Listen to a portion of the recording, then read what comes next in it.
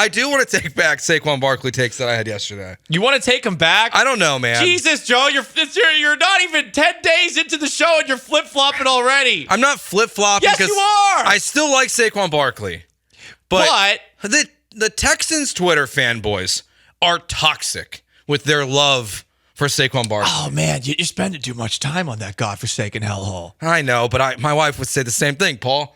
You're on Twitter way too much. Just get off it. Just never go on it. You don't have to see these dorks. I know. You don't have to see them. Bless their hearts. Well, I'm getting ready for the show today, and I saw this John Crumpler tweet that was going around, but then past that, Lance Erline, our own Lance Erline, he tweeted, "So many Texans fans are pounding the table for Saquon Barkley, but keep in mind that Bobby Sloak will want to run more true outside zone this year, and the better running back for that scheme will be Derrick Henry." That tweet has 80,000 views, and all of the replies in here pretty much are, "We want Saquon. You're an idiot. It's not like you work for for NFL.com and know things." Yeah, look, any running back is an overspend. I think Lance is right. If they're going to do the outside zone, there's nobody better at picking up a head of steam, going to the outside and turning it upfield than Derrick Henry. Yeah. When he gets outside, you're done. If he doesn't get outside, okay, cool, because he does take a little bit of time to get going. I'm not going to act like Saquon Barkley's bad, which seems to be the mindset of all these people who are annoyed with Lance for not co-signing the Texans going after Saquon Barkley. But I'm also not willing to overpay for any running back. In the past, I would have been, but as you get older, Joe, in life, you know what happens? You get wiser. Yeah. And I'm wiser.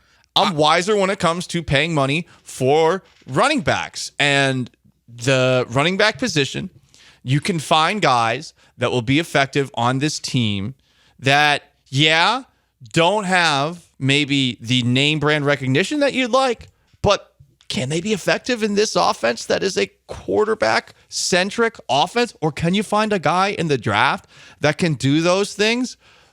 The latter two options that I just listed are going to cost you less. 100%. And that's where going for someone like Derrick Henry, as Lance points out, makes more sense. Just bringing back Devin Singletary probably makes more sense. Saquon Barkley, I like the idea. I guess I haven't made it super clear. I don't want to pay him $10 million. No one does. Yeah. You just paid Dalton Schultz. I think people do. A good amount of money. But they're going to go into next offseason and they're going to say the same thing.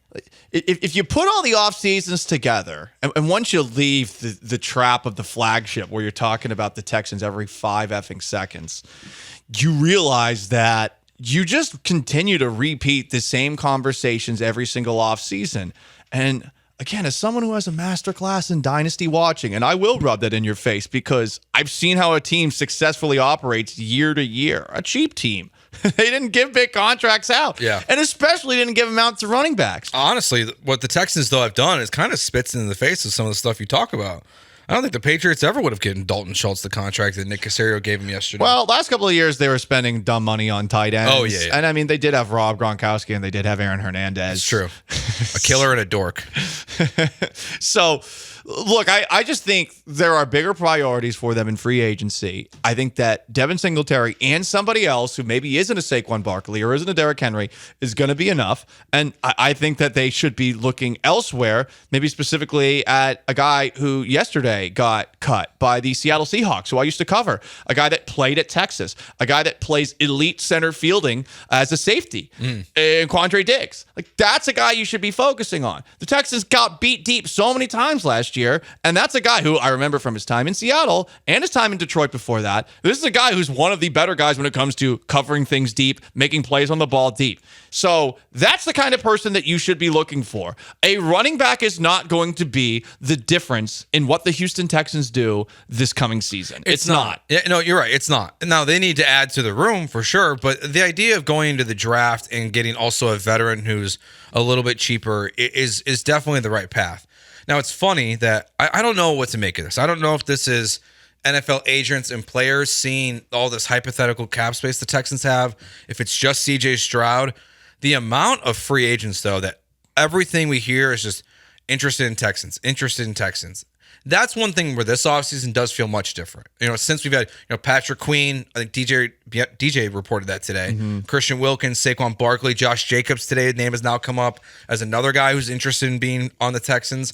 Do you think that's more just, the Texans are good and they have money, or some of it's more about Stroud. CJ? It's CJ Stroud. Yeah. I think that CJ Stroud and DeMeco Ryans and what they've done over the course of the last year are the main reasons that people are looking at them through a totally different lens. And I think some of the perks on top of that are that the Texans do not skimp out on many things. They are an organization that actually has money and that is willing to spend money. And they deserve credit for that. They always have deserved credit for that, for all the dumb things that they have done along the way. But it's all about CJ Stroud.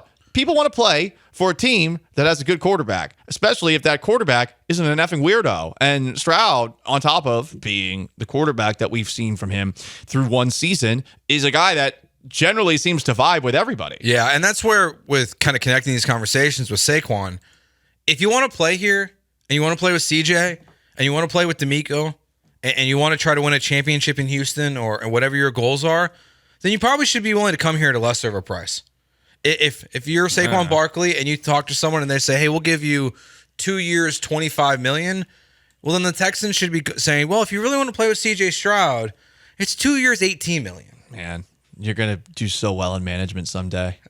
You're going to do so well. You just love to tell people like, hey, it would be great if you took less money. You're going to be great as you rise the ranks of ESPN 97.5 and 92.5. I don't know how much more ranks I can rise. Well, I don't know. Well, listen. On the outside looking in, we've all noticed the rising of the ranks. Are you my boss? I don't even know. Yeah, someone asked that on the Twitch yesterday. I think I just approve your vacation time. I think it's a good question though, like that he asked that, because I truly don't know, and you didn't give me a strong answer. So now, I'm a little nervous about what I can and can't say. But yeah, you definitely. I think I just approve your vacation time. Okay.